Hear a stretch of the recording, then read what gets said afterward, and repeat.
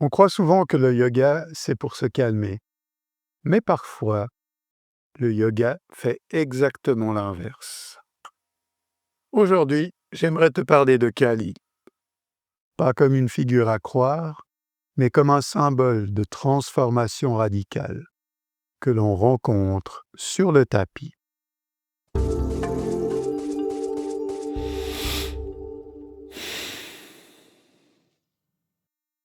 Kali est souvent représentée comme intense, sombre, dérangeante, et justement, elle dérange parce qu'elle ne fait pas semblant. Dans le yoga, ce qui dérange n'est pas toujours ce qui détruit. Souvent, c'est ce qui révèle ce qu'on évite.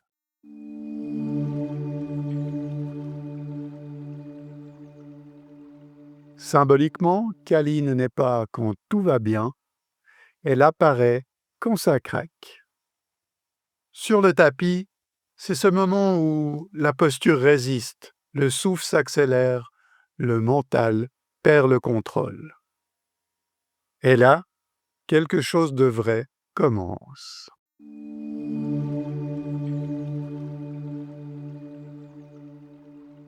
Kali est parfois représenté sur un tigre, parfois sur un lion.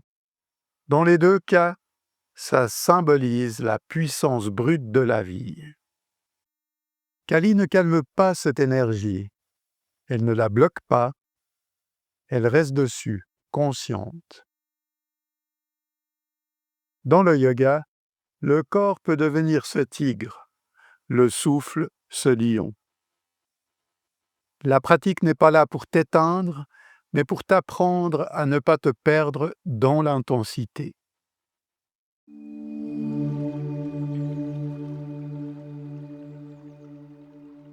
Il y a un yoga doux, et puis il y a un yoga honnête. Kali apparaît quand le yoga arrête d'être beau et devient vrai.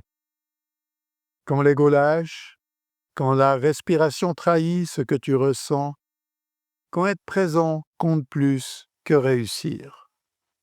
Kali ne détruit pas, elle coupe ce qui n'est plus aligné. Une posture, une croyance ou une histoire que tu te racontes sur toi.